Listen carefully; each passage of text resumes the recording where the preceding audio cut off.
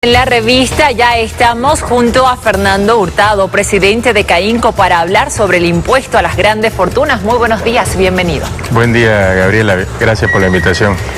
Comenzamos. Hoy se cumple el plazo para el primer pago del IGF. ¿Cómo recibe el empresariado este impuesto?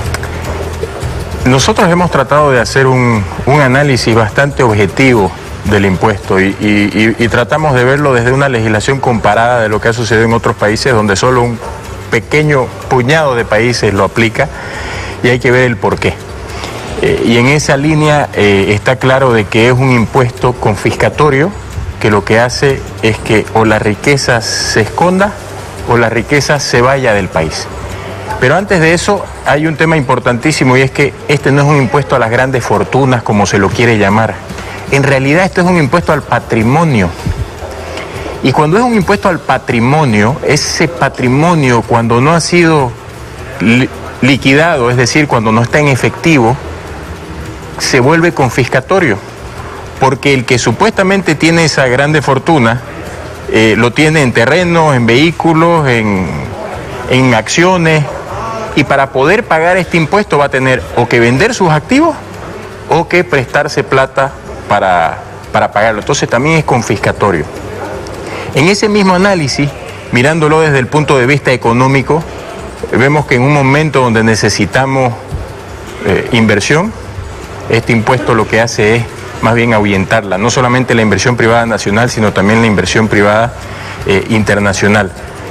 Pero un tema muy importante, Gabriela, con este tema es que solamente ataca al sector formal, cuando sabemos que hay un gran patrimonio en el sector informal que no está siendo grabado. Entonces, nosotros decimos es más o menos como ir a cazar al zoológico, ¿no? No tiene sentido. Pero más allá de eso, hay muchísimos vicios de inconstitucionalidad y muchísimos vicios de ilegalidad en cuanto a la normativa que ya está vigente. Y precisamente, ¿cómo afectará a la inversión este pago? Si yo tengo un dinero que estaba destinado, cualquier persona tiene un dinero que estaba destinado para ser invertido en el país, para generar una ampliación de la capacidad instalada, por ejemplo, de cualquier empresa, eso se va a ir a pagar, el impuesto se va a ir al TGN, no se va a ir a pagar temas de COVID, porque en ninguna parte de la ley dice que esto va a ser para temas de COVID. En la ley dice que eso se va al TGN. El TGN es una gran bolsa con miles de millones de bolivianos que vienen de todas partes, sobre todo el Banco Central, de impuestos, etcétera. Entonces, esto no tiene un destino específico. Y si fuese para el COVID, ¿por qué es un impuesto a perpetuidad? Es decir, no es temporal, sino que todos los años las personas van a tener que ir pagando. Y ahí va el tema de la ilegalidad, Gabriela, que nosotros vemos, vicios de inconstitucionalidad que también han visto muchos senadores. El primero. Vamos a entrar en ese tema en un instante nada más. ¿Ayuda a la redistribución de la riqueza este impuesto? Para nada. Absolutamente para nada. Porque es uno de los argumentos. Ese es uno de los argumentos que siempre se utiliza y ahí te comento otro dicho que se utiliza mucho ahí es fácil invitar a una fiesta pero que otros paguen. Y eso es lo que sucede con este impuesto, ¿no? No ayuda a la redistribución de riqueza, vuelvo a repetir, esto va al TGN. Lo que debería ayudar a la redistribución de riqueza es los excedentes que generan las empresas públicas. Pero hasta ahora ninguna empresa pública está generando excedentes, a no ser que sea yacimientos, que cada vez son menores sus excedentes. ¿Se hizo algún estudio técnico, económico para fundamentar el impuesto a las grandes fortunas? No hemos visto ninguno. No hemos visto ninguno. Es más, creo que ni siquiera se hicieron estudios de si es constitucional o no. Recordemos que esto sale como una propuesta electoral del presidente y sale la ley el 28 o 29 de diciembre del 2020. La primera ilegalidad acá, o inconstitucionalidad, es que es retroactivo y ningún impuesto debería ser retroactivo, porque se está pagando sobre una gestión que ya pasó. Técnicamente sigue siendo la gestión 2020, pero es el final del 2020. Entonces, no es, primero, la retroactividad. Segundo, es un impuesto que genera conflicto de competencias, Gabriela. porque la gente ya paga un impuesto sobre el bien inmueble, sobre los vehículos, desde un punto de vista, desde el municipio. Entonces, ahora uno va a tener que pagar un impuesto sobre impuesto. Y encima de eso, es un impuesto discrecional. Porque si yo pago sobre un valor catastral, ¿quién va a venir a decir que es mayor si el valor catastral o el valor de venta? Y peor aún, ¿quién va a decir cuánto debería ser el valor de venta de ese inmueble? Entonces lo vuelve discrecional y ahí pasamos a otro que es la desproporcionalidad de la multa. Es un 200%, Gabriela. Quiere decir, y esto para que lo entienda la gente, si alguien tenía que pagar 100.000 bolivianos, porque excedió los 30 millones de bolivianos de patrimonio, etcétera, y ve que, por ejemplo, su casa no valía tanto como para meterla a la declaración y por eso no lo declaró, resulta que tendría que pagar, en caso de que alguien le diga tu casa vale más, tendría que pagar los 100.000 bolivianos y tendría que pagar 200.000 bolivianos más de multa. Es decir, tendría que terminar pagando 300.000 bolivianos, totalmente desproporcional. Entonces, hay un conflicto de competencia, porque los impuestos a los bienes inmuebles y a los vehículos es una competencia municipal.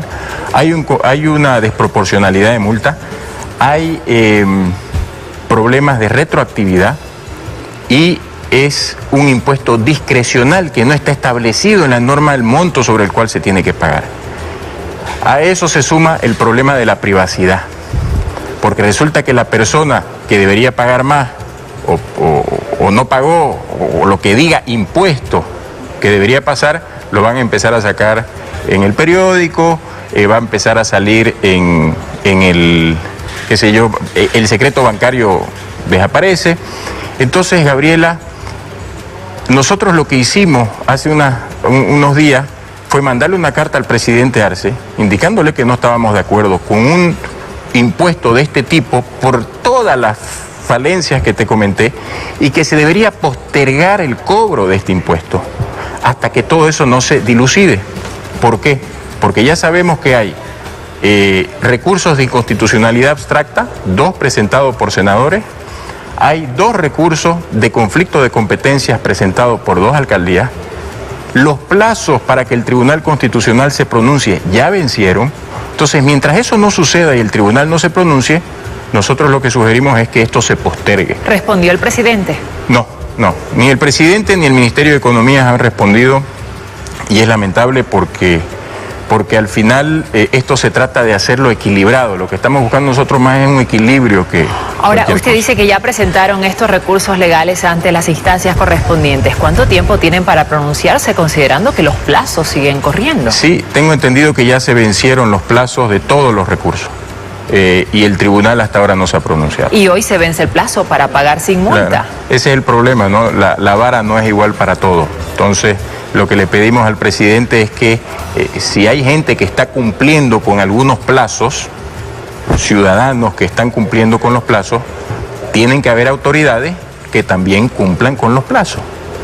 Y es un tema de equidad.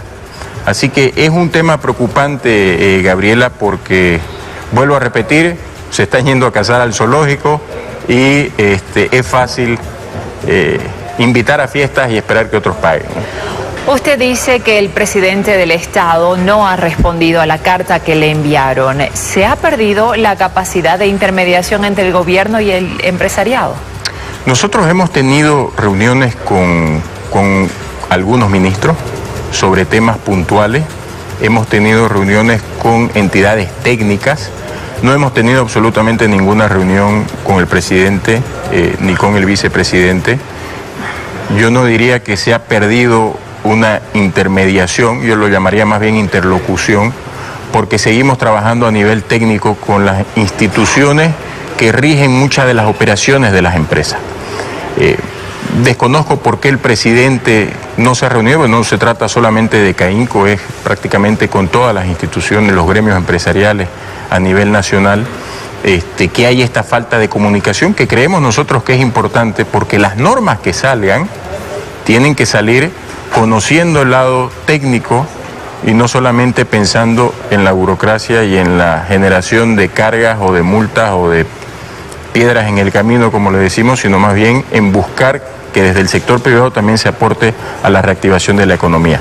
Desde las empresas, solo para que tengas un dato, Gabriela, más del 70% del empleo viene de personas autoempleadas, es decir, personas que emprenden en distintos niveles de negocio, y del sector privado. Es decir, sacar de lado al sector privado, que incluya toda esta masa de gente, es ignorar más o menos el 70% del empleo que se genera en el país.